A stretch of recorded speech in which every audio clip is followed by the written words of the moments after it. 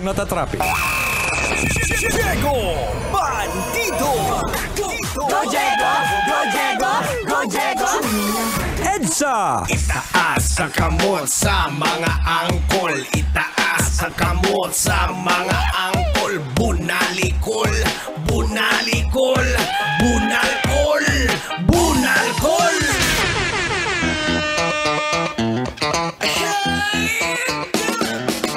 Oras natin sa buong kapuluan. Pareho din kagabi. Hindi ko sasabihin. Basta, pareho din kagabi. No. It is now 30 minutes after 8 o'clock. Alas 8:30 na. Hinahanap ka na ng asawa mo, Col. Hindi ka kasi nagpapaalam eh. Hindi ka nag-update. Importante po yan mga kabisyo ha. Ang mag-update ka sa misis mo, sa pamilya mo sa bahay na naghihintay. Hindi yung porket sabihin mo, kanina ka pauwi. Lab, pauwi na ako. Alas 5 pa yun, alas 8:30 na. 30 minutes away lang naman ang pinanggalingan mo papunta sa inyong bahay. Hanggang ngayon wala ka pa. Kasi meron pang pinuntahang iba. Ayan. Yan tayo eh. O, eto na mga kabisyo, nasa huling hirit na po tayo ng ating oras. Siya nga pala, shout out pala sa mga nakatutok sa atin at nakikinig sa atin, mga solid at sulit friends natin dyan sa Nabitofia OPC. Maraming salamat kay Boss Jan. Boss Jan, maraming salamat. Tumambling tayo dyan kahapon, nagpakabit ako ng kasi nadidiliman ako sa sa ilaw ng sasakyan ko. Dahil siyempre alam nyo naman, yung uncle nyo may diferensyang matadong. So nagpalagay tayo ng knob sight. Ayan na LED lights. At voila! Sobrang liwanag! Apakaliwanag, par! Sobra! Parang nilagyan ng maraming sibuyas! Grabe yung liwanag na ng headlight ko tsaka pati yung fog light. Knob sight. Nabitopia OPC. Sir Boss, maraming salamat. Mabuhay po kayong lahat dyan. At ito na nga pag-usapan natin mga kabisyo. Ito yung isa sa mga nasagap nating balita. Ito nangyari to sa Australia.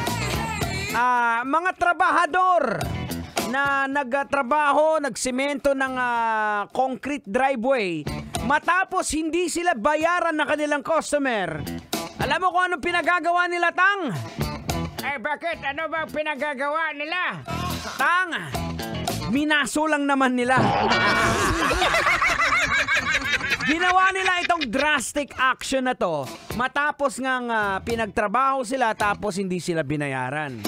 Pero ayon daw sa balita, matapos magbigay ng paunang bayad, biglang nagreklamo umano yung customer dahil hindi niya gusto yung trabaho.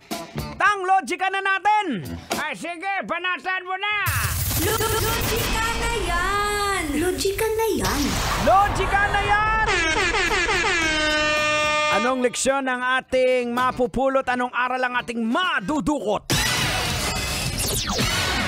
Mga kabisyo, ganito po yan. Para maiwasan po natin ang mga ganitong usapin, ganitong problema, dapat po unang-una alamin po muna natin ang mga trabahador na kukunin po natin. Ito ba ay mga maoy?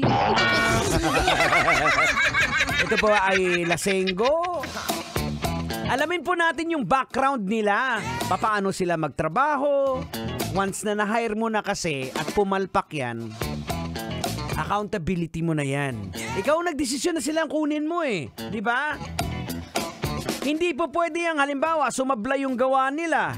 Tapos ang quality na gawa nila hindi mo nagustuhan. Ganun talaga yung quality ng trabaho nila. Kinuha mo tapos magrereklamo ka. At hindi mo rin pwedeng sabihin na hindi mo sila babayaran kasi nakita mo namang nagtrabaho naman yung mga tao. O ngayon, sisisihin mo dahil hindi mo gusto yung trabaho. O paano ba naman? O yung kinuha mong mga magtatrabaho para makatipid ka, yung mga tambay dyan sa kanto na hindi naman talaga nagtatrabaho, but nothing against with the mga tambay, ha? Eh, dapat alamin po natin mga kabisyo, kung halimbawa may tambay naman dyan na magaling siyang sa pintura, tapos ginawa mong karpintero, ay sablay yan. Ay mga kabisyo, bilis ng oras natin, ano? Alam nyo na, pagkagat ng dilim, Totoy na lab. Uncle Totoy Bato up next. Hanggang alas 12 po na madaling araw sasamahan niya kayo. Maraming salamat. Thank you so much for locking in. Right here, Metro's number 1. Sa pangalan po ni Tanghenyo, ako po si Diego Bandido. Keep it locked in right here on Metro's number 1. Sasakyan sikat, Basta't Love Radio.